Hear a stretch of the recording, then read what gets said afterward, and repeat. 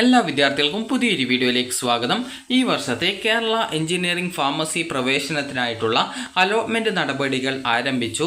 വിദ്യാർത്ഥികൾക്ക് ഇന്നു മുതൽ ഓഗസ്റ്റ് 5-ാം തീയതി വരെ വിദ്യാർത്ഥികൾക്ക് ഈ ഒരു ce.kerala.gov.in എന്ന ഈ ഒരു വെബ്സൈറ്റ് വഴി നിങ്ങൾക്ക് നിങ്ങളുടെ ഓപ്ഷനുകൾ സമർപ്പിക്കാവുന്നതാണ്. കീം 2024 കാൻഡിഡേറ്റ് പോർട്ടൽ എന്ന ലിങ്കിൽ ക്ലിക്ക് ചെയ്ത ശേഷം വിദ്യാർത്ഥികൾക്ക് നിങ്ങളുടെ ആപ്ലിക്കേഷൻ നമ്പറും അതുപോലെ തന്നെ പാസ്വേഡും അതുപോലെ തന്നെ ആക്സസ് കോഡും നൽകിക്കൊണ്ട് ലോഗിൻ ചെയ്തുകൊണ്ട് ഓപ്ഷൻ രജിസ്ട്രേഷൻ ചെയ്യാവുന്നതാണ്. ഓപ്ഷൻ രജിസ്ട്രേഷൻ ലിങ്കിൽ ക്ലിക്ക് ചെയ്യുന്ന സമയത്ത് നിങ്ങൾക്ക് ഓൺലൈനായിട്ട് ഒരു 2000 രൂപ നിങ്ങൾ ആദ്യം അടയ്ക്കേണ്ടതായിട്ട് വരും. അപ്പോൾ ആ ഒരു പൈസ ഓൺലൈനായിട്ട് അടച്ച ശേഷമാണ് നിങ്ങൾക്ക് ഓപ്ഷൻ രജിസ്ട്രേഷനായിട്ടുള്ള അവസരം ബാക്കിയുള്ള ഓപ്ഷൻ നൽകാനുള്ള പേജ് വരിക. അപ്പോൾ ആ ഒരു ഫീ പേയ്മെൻറ്റ് അടച്ച ശേഷം നിങ്ങൾക്ക് അതായത് ആ ഒരു ഫീ പേയ്മെൻറ്റ് എന്ന് പറയുന്നത് നിങ്ങൾക്ക് എവിടെയെങ്കിലും അലോട്ട്മെൻറ്റ് കിട്ടുകയാണെങ്കിൽ ആ ഒരു പൈസ ആ ഒരു ഫീസിൻ്റെ അതായത് അഡ്മിഷൻ ഫീസിൻ്റെ ഭാഗമായിട്ട് ഉപയോഗിക്കും. അതുപോലെ തന്നെ നിങ്ങൾക്ക് എവിടെയും അലോട്ട്മെൻറ്റ് കിട്ടിയിട്ടില്ലെങ്കിൽ ആ ഒരു പൈസ റീഫണ്ട് കിട്ടും. അതുപോലെ നിങ്ങൾക്ക് അലോട്ട്മെൻറ്റ് കിട്ടി നിങ്ങൾ അഡ്മിഷൻ എടുത്തിട്ടില്ല എങ്കിൽ നിങ്ങൾക്ക് ലഭിച്ച ആ ഒരു അതായത് നിങ്ങൾ അടച്ചിട്ടുള്ള ആ ഒരു പൈസ ആ ഒരു പേ ആയിട്ട് ഈടാക്കി നിങ്ങൾക്ക് അത് തിരിച്ച് കിട്ടുന്നതല്ല. അപ്പോൾ ഈ രീതിയിലാണ് ആ ഒരു പൈസയുടെ കാര്യം ഉള്ളത്. ഇനി വിദ്യാർത്ഥികൾ ശ്രദ്ധിക്കേണ്ട പ്രധാനപ്പെട്ട കാര്യം എന്ന് പറയുന്നത് വിദ്യാർത്ഥികൾക്ക് ഈ ഒരു അലോട്ട്മെൻറ്റിനായിട്ട് വിവിധ എഞ്ചിനീയറിംഗ് പ്രോഗ്രാമുകളിലേക്കും അതുപോലെ ബിരുദ കോഴ്സല്ല അതായത് ഫാർമസി കോഴ്സുകളിലേക്കും നിങ്ങൾക്ക് ഈ ഒരു അപേക്ഷ സമർപ്പിക്കാവുന്നതാണ്. അതായത് ഓപ്ഷൻ രജിസ്ട്രേഷൻ ചെയ്യാവുന്നതാണ്. അപ്പോൾ ഏതൊക്കെ കോളേജുകളുണ്ട് അതുപോലെ തന്നെ എത്ര രൂപയാണ് എഞ്ചിനീയറിംഗ് കോളേജിൽ ഓരോ കോഴ്സിനും ഫീസ് വരുന്നത് എന്നിങ്ങനെയുള്ള കാര്യങ്ങൾ ഈ ഒരു വെബ്സൈറ്റിലെ ഗവൺമെൻറ് ഓർഡേഴ്സ് ആൻഡ് നോട്ടിഫിക്കേഷൻ എന്നുള്ള ഭാഗത്ത് അതായത് നൽകിയിട്ടുണ്ട്. ജസ്റ്റ് അതിൽ ക്ലിക്ക് ചെയ്യുക. ക്ലിക്ക് ചെയ്യുന്ന സമയത്ത് നിങ്ങൾക്ക് ഇവിടെ കാണാൻ സാധിക്കുന്നതാണ് ഈ ഒരു ഓഗസ്റ്റ് 5-ാം തീയതി രാവിലെ 11 മണി വരെയാണ് നിങ്ങൾക്ക് ഓപ്ഷൻ രജിസ്ട്രേഷൻ ചെയ്യാൻ പറ്റുക. അതുപോലെ തന്നെ ഓഗസ്റ്റ് 4-ാം തീയതിയാണ് ട്രയൽ അലോട്ട്മെൻറ്റ്. ഓഗസ്റ്റ് 7-ാം തീയതിയാണ് പ്രൊഫഷണൽ അലോട്ട്മെൻറ്റ് വരുന്നത്. ഓഗസ്റ്റ് 8-ാം തീയതിയാണ് ഫസ്റ്റ് അലോട്ട്മെൻറ്റ് വരുന്നത്. അതിനുശേഷം ഓഗസ്റ്റ് 8 മുതൽ 12-ാം തീയതി വരെയാണ് അലോട്ട്മെൻറ്റ് ലഭിച്ച വിദ്യാർത്ഥികൾക്ക് ഫീ പേയ്മെൻറ്റ് ചെയ്യാനുള്ള അവസരമുള്ളത്.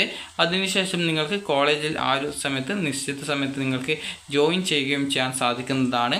അപ്പോൾ വിദ്യാർത്ഥികൾ ഈ ഒരു കാര്യങ്ങൾ പ്രത്യേകം ശ്രദ്ധിക്കുക. എഞ്ചിനീയറിംഗ് കോഴ്സ് ഉണ്ട്. അതുപോലെ എഞ്ചിനീയറിംഗ് കോഴ്സ് തന്നെ വിവിധ കോളേജുകളിലാണുള്ളത്. സെൽഫ് ഫിനാൻസ് കോളേജ് ഉണ്ട്, അതുപോലെ ഓട്ടോണോമസ് ഉണ്ട്, അത് ഓട്ടോണോമസ് അതുപോലെ തന്നെ ഗവൺമെൻറ് കോളേജ് ഉണ്ട്, പ്രൈവറ്റ് സെൽഫ് ഫിനാൻസ് ഉണ്ട്. അപ്പോൾ ഈ ഒരു രീതിയിൽ പലതരത്തിലുള്ള കോളേജ് ഉണ്ട്. അപ്പോൾ അതുപോലെ കേരള അഗ്രികൾച്ചറൽ യൂണിവേഴ്സിറ്റി നടത്തുന്ന എഞ്ചിനീയറിംഗ് കോഴ്സുകളുണ്ട്. ഈ കാര്യങ്ങളൊക്കെ വിദ്യാർത്ഥികൾ പ്രത്യേകം ശ്രദ്ധിക്കുക. അതുപോലെ ഗവൺമെൻറ്റിലാണെങ്കിൽ ഏകദേശം നിങ്ങൾക്ക് ഫീസ് വരുന്നത് 8650 രൂപയാണ്. ഈ ഒരു government aided autonomous aided engineering കോളേജസിൽ വിദ്യാർത്ഥികൾക്ക് അലോട്ട്മെൻറ്റ് കിട്ടുകയാണെങ്കിൽ ഫീസ് വരുന്നത്.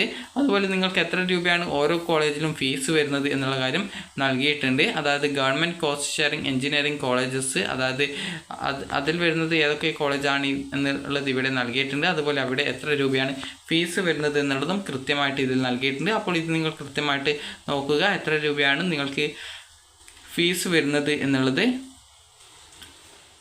അപ്പോൾ എത്ര രൂപയാണ് ഫീസ് വരുന്നത് എന്നുള്ളത് കൃത്യമായിട്ട് കൊടുത്തിട്ടുണ്ട്. അത് നിങ്ങൾ കറക്റ്റായിട്ട് നോക്കുക.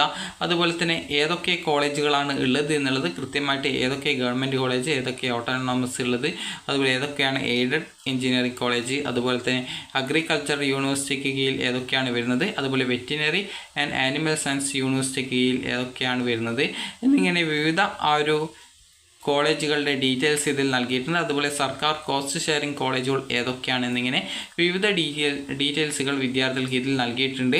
അപ്പോൾ വിദ്യാർത്ഥികൾ ഇപ്പോൾ നൽകുന്ന ഓപ്ഷൻ പരിഗണിച്ചു മാത്രമാണ് അതായത് ഈ ഒരു ഘട്ടത്തിൽ വന്നിട്ടുള്ള എല്ലാവിധ കോളേജിലേക്കും നിങ്ങൾ അഡ്മിഷൻ ആഗ്രഹിക്കുന്ന ഏതൊക്കെ കോളേജുകളാണോ അതൊക്കെ ഇപ്പോൾ രജിസ്ട്രേഷൻ ചെയ്യണം.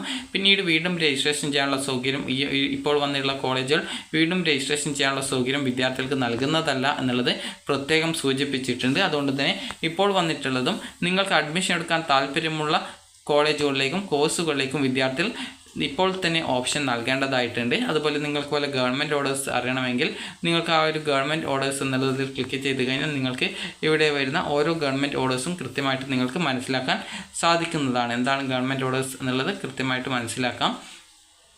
അപ്പോൾ വിദ്യാർത്ഥികൾക്ക് ഈ വർഷത്തെ എഞ്ചിനീയറിംഗ് അതുപോലെ തന്നെ ഫാർമസി പ്രവേശനത്തിനായിട്ടുള്ള അഡ്മിഷൻ ആഗ്രഹിക്കുന്ന വിദ്യാർത്ഥികൾ നിർബന്ധമായിട്ടും ഇന്ന് മുതൽ അതായത് ഓഗസ്റ്റ് 5-ാം തീയതി വരെ ഓൺലൈനായിട്ട് ഈ ഒരു ce.kerala.gov.in എന്ന വെബ്സൈറ്റ് വഴി ഓപ്ഷൻ രജിസ്ട്രേഷൻ ചെയ്യേണ്ടതാണ്. ഇപ്പോൾ ഓപ്ഷൻ രജിസ്ട്രേഷൻ ചെയ്യാതിരിക്കുകയാണെങ്കിൽ വിദ്യാർത്ഥികൾക്ക് ഇനി ഈ ഒരു അലോട്ട്മെൻറ്റിൽ പങ്കെടുക്കാനായിട്ട് അതായത് നിങ്ങൾ പങ്കെടുക്കാനായിട്ട് ഓപ്ഷൻ നൽകുമ്പോഴേക്കും കുറേ സീറ്റൊക്കെ ഫില്ല് ചെയ്യപ്പെടും. പിന്നീട് നിങ്ങൾക്ക് അലോട്ട്മെൻറ്റ് കിട്ടാനുള്ള സാധ്യത കുറയുന്നതാണ്. അപ്പോൾ അതുകൊണ്ട് തന്നെ ഇതുവരെ അപേക്ഷ നൽകിയിട്ടുള്ള, അതായത് കീമിൻ്റെ എൻട്രൻസ് എക്സാം എഴുതിയിട്ട് ഈ ഒരു എഞ്ചിനീയറിംഗ് അതുപോലെ ഫാർമസി റാങ്ക് ലിസ്റ്റുകളിൽ ഉൾപ്പെട്ട വിദ്യാർത്ഥികൾ ഈ ഒരു ഓപ്ഷൻ രജിസ്ട്രേഷൻ ചെയ്യാനായിട്ട് ശ്രദ്ധിക്കുക.